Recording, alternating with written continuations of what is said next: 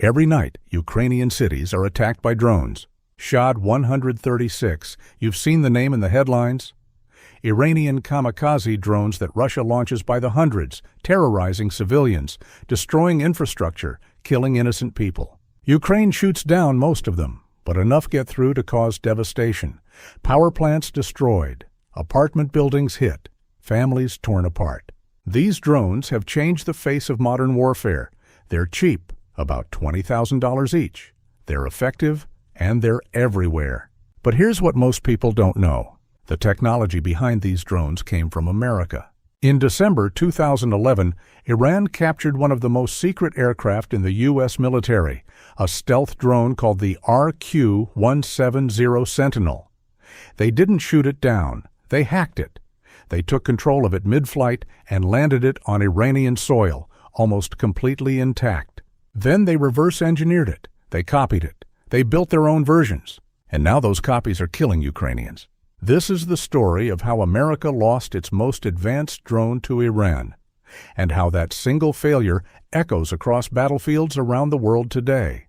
The RQ-170 Sentinel was never supposed to exist. Officially, the U.S. Air Force didn't acknowledge it until 2009, and even then they said almost nothing. No specifications, no capabilities, no photos. Just a name and a confirmation that yes, it was real. But aviation experts had been tracking it for years. They called it the Beast of Kandahar after grainy photos emerged showing a strange, bat-winged aircraft at a U.S. base in Afghanistan. It looked like a miniature B-2 stealth bomber, all smooth curves and radar-absorbing surfaces. The RQ-170 was built by Lockheed Martin's legendary Skunk Works, the same division that created the U-2 spy plane, the SR-71 Blackbird, and the F-117 stealth fighter. When Skunk Works builds something, it's usually decades ahead of anything else in the world. The Sentinel was designed to do one thing: fly over enemy territory without being detected. No weapons, just cameras and sensors. Watch, listen, record, leave. The enemy would never know you were there. It flew at 50,000 feet. It had a wingspan of 66 feet. Its skin was coated with radar-absorbing material. Its engine was buried inside the fuselage to minimize its heat signature. It was, for all practical purposes, invisible, and the CIA loved it. While the Air Force officially operated the RQ-170, many of its missions were run by the Central Intelligence Agency. The CIA used it for the jobs too sensitive for satellites, the missions where you needed real-time video, where you needed to linger over a target for hours, where you couldn't afford to be detected. Missions like watching Osama bin Laden's compound in Pakistan. Have you ever wondered how the U.S. found bin Laden? Comment below. For months before the May 2011 raid that killed Osama bin Laden, RQ-170 Sentinels circled above his compound in Abbottabad, Pakistan. Day after day, night after night, watching, recording. The compound was suspicious from the start. High walls topped with barbed wire. No phone lines or internet connection. Residents who burned their trash instead of putting it out for collection. And one tall man who never left the building, who only walked in a small courtyard, always under cover, as if he knew satellites were watching. Satellites could take photos, but they only passed overhead a few times a day.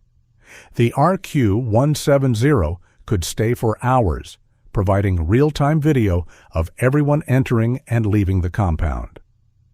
It watched the courier who came and went, the courier the CIA had been tracking for years. It watched the tall man's daily routine. It saw patterns that satellites would miss. The intelligence gathered by the RQ-170 was critical to confirming that the man in the compound was, in fact, Osama bin Laden. Without that persistent surveillance, without that real-time video, the raid might never have happened. When SEAL Team 6 launched Operation Neptune Spear, the raid that killed bin Laden, an RQ-170 was overhead, feeding live video to commanders watching half a world away. President Obama sat in the Situation Room watching a screen showing footage from the invisible drone circling above. The Beast of Kandahar helped find and kill the most wanted terrorist in the world. 6 months later, it would become a trophy for one of America's greatest enemies, Iran. For years, American intelligence had been tracking Iran's nuclear program. They knew Iran was enriching uranium. They knew about hidden facilities. They suspected Iran was working toward a nuclear weapon. But they needed proof. They needed details. They needed to know exactly what was happening inside those facilities. And so the RQ-170 flew over Iran. The missions were incredibly risky. Iran had one of the most sophisticated air defense networks in the Middle East. Russian-made radar systems, surface-to-air missiles, fighter jets. Flying a manned aircraft over Iran would be suicide. But the RQ-170 wasn't manned, and it was designed to be invisible. The drones would launch from bases in Afghanistan, cross the border into Iran, and fly deep into Iranian territory. They photographed nuclear facilities. They listened to communications. They gathered intelligence that satellites couldn't. And for years, it worked. The Iranians knew the Americans were watching. They just couldn't prove it. They couldn't see the ghost flying through their airspace. Until December 4, 2011. On that day, an RQ-170 took off from a base in Afghanistan for a routine surveillance mission. The target was somewhere in western Iran, likely a nuclear facility, though the exact objective remains classified. The flight path would take the drone across the Afghan border, deep into Iranian territory, and back again. A round trip of several hours. The operators, sitting in a control room thousands of miles away in Nevada, had done this dozens of times before. The drone flew west, crossed the Afghan-Iranian border near the city of Kashmir, and penetrated 140 miles into Iranian airspace. The video feed was crystal clear. The sensors were working perfectly. Everything was normal. Somewhere over northeastern Iran, everything changed. The operators noticed something strange. The drone wasn't responding to commands. Its flight path began to deviate. The video feed flickered, then cut out entirely. The telemetry, the stream of data showing the drone's position, altitude, speed, went dead. One moment, the drone was flying at 50,000 feet, invisible, invincible. The next moment, nothing. The RQ-170 simply vanished from their screens. Back at CIA headquarters in Langley, Virginia, alarms went off. A lost drone wasn't unusual. Mechanical failures happened. Communications were disrupted. But this was an RQ-170. This was one of the most secret aircraft in the American arsenal, carrying the most sensitive reconnaissance technology in existence. If it crashed in Iran, the damage would be catastrophic. The next day, Iranian state television made an announcement that sent shockwaves through the Pentagon. They had the drone, not pieces of a drone, not wreckage from a crash, the whole thing, almost completely intact. The footage showed the RQ-170 sitting on a platform covered in anti-American banners, being examined by Iranian military officials. The nose was undamaged, the wings were intact. The body showed only minor damage, a small dent on the left wing. It looked like it had landed, not crashed. How was this possible? This is the worst-case scenario for any military, hit like if you think someone should have been fired. Iran claimed they had hacked the drone. According to Iranian officials, their cyber warfare unit had been tracking the RQ-170 for some time. They knew its flight patterns. They knew when it entered their airspace, and they had been preparing for this moment. The attack, they said, came in two phases. First, they jammed the drone's satellite communications link, the encrypted connection between the aircraft and its operators in Nevada.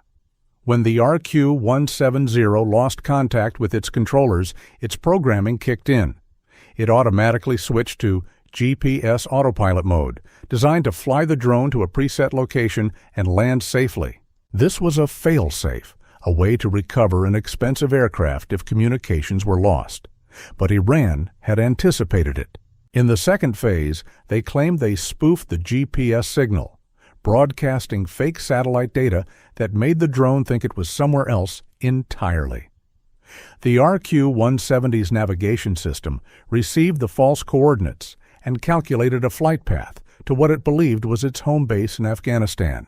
Instead, it flew deeper into Iran and landed gently on an Iranian airfield. The drone literally thought it was going home. It had no idea it was flying into enemy hands. American officials disputed this version. They said GPS spoofing wouldn't work because the RQ-170 used an inertial navigation system, internal gyroscopes and accelerometers that track the aircraft's movement independently of external signals. You can't hack a gyroscope. They suggested the drone had simply malfunctioned and crashed. Bad luck, nothing more. But the evidence suggested otherwise. If the drone had malfunctioned and crashed from 50,000 feet, it would have been destroyed. There would be wreckage, not an intact aircraft sitting on a platform. Something had brought the RQ-170 down gently, and the most likely explanation was that Iran had done exactly what they claimed. The implications were terrifying. If Iran could hack an American stealth drone, one of the most advanced aircraft in the world, what else could they hack? Predators flying over Pakistan? Reapers hunting terrorists in Yemen? The drones that America relied on for intelligence and strikes across the Middle East? The entire American drone program suddenly looked vulnerable. Every unmanned aircraft in the sky was potentially a target, and the RQ-170 itself was a goldmine of secrets. Its radar-absorbing coating could be analyzed and replicated. Its sensor systems could be studied and copied. Its flight control software, even if encrypted, might be cracked given enough time. The engineering techniques used to build a stealth aircraft were suddenly available to anyone with access to the captured drone. And it got worse. Within days of the capture, reports emerged that Chinese aerospace experts had flown to Tehran. China had been trying to develop stealth technology for years. The captured RQ-170 was exactly what they needed, a working example of American stealth design that they could study, measure, and reverse engineer. Russia was also interested. They had just sold Iran an advanced electronic warfare system called the Avtobaza, the very system some analysts believed had helped detect and jam the drone. Now they wanted to see what their investment had caught. America's enemies were lining up to study the carcass of the beast of Kandahar, and there was nothing Washington could do about it. President Obama held a press conference and asked Iran to return the drone. It was a strange moment. The President of the United States, the leader of the most powerful nation on earth, publicly asking a hostile regime to give back a piece of stolen military equipment. Everyone knew Iran would refuse. But Obama felt he had to ask, if only to establish on the record that the drone belonged to America. Iran's response was predictable and humiliating. They offered to send Obama a toy replica instead. The Aye Art Group, an Iranian company, announced they would mass-produce miniature versions of the captured drone and mail them to the White House. It was propaganda gold for Tehran, a way to mock American power in front of the entire world. The message was clear. They weren't giving it back. They were going to take it apart, study every component, and learn every secret it held. And that's exactly what they did. The reverse engineering began almost immediately. Iranian engineers swarmed over the captured drone. They photographed every surface. They measured every angle. They took apart every component, cataloging the materials, the construction techniques, the electronic systems. The RQ-170 was a treasure trove. Even if the Iranians couldn't replicate everything, even if some components were beyond their manufacturing capabilities, they could learn from it. They could understand how America built stealth aircraft. They could reverse engineer what they could and buy or steal the rest. Iran announced they were going to build copies of the RQ-170. American experts scoffed. Iran didn't have the technology, they said. The drone used advanced carbon fiber composites, specialized radar-absorbing coatings, sophisticated sensors that took decades to develop. Iran couldn't possibly replicate it. They were wrong. By 2014, Iran unveiled the Shahed 171 Simorgh, a full-scale copy of the RQ-170. It had the same flying wing shape, the same smooth contours, the same general configuration. The name Simorgh came from Persian mythology, a benevolent bird that was wise beyond measure. Was it as good as the original? Almost certainly not. The Iranians probably couldn't replicate the advanced stealth coatings or the sophisticated sensors. But they didn't need to match America's technology exactly. They just needed something that flew, something that worked, something that could carry cameras and weapons over enemy territory. And it worked. The Shahed 171 begat the Shahed 191, a smaller version designed for armed missions. The Shahed 191 begat the Shahed 136, the kamikaze drone that would later become infamous in Ukraine. Each generation improved on the last. Each generation incorporated lessons learned from the captured American drone. The Iranians also learned from other captured American drones. In 2012, they seized a Boeing Scan Eagle, a small surveillance drone, and reverse-engineered it into the Yasir. Every time an American drone fell into Iranian hands, their technology advanced. By 2016, Iran had a family of drones based on stolen American designs. Some were reconnaissance aircraft, capable of watching enemy positions for hours. Some carried weapons, guided missiles, and precision bombs. Some were suicide drones, designed to crash into targets and explode. They called them Shaheds. The name means martyr in Farsi. It was grimly appropriate. In February 2018, one of these drones, a Shahed 191, flew into Israeli airspace. The Israeli Air Force shot it down with an Apache helicopter.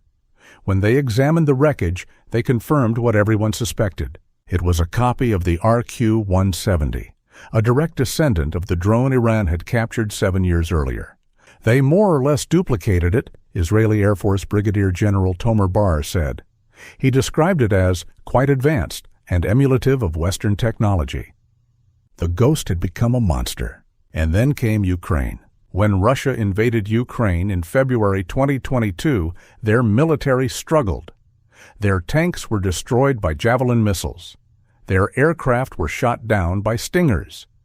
Their precision-guided missiles, the Kalibrs and Iskanders, were running low, and Russia couldn't produce them fast enough. They needed something cheap, something expendable, something they could throw at Ukraine by the thousands. Iran had exactly what they needed. The first Shahed 136 drones appeared over Ukraine in September 2022.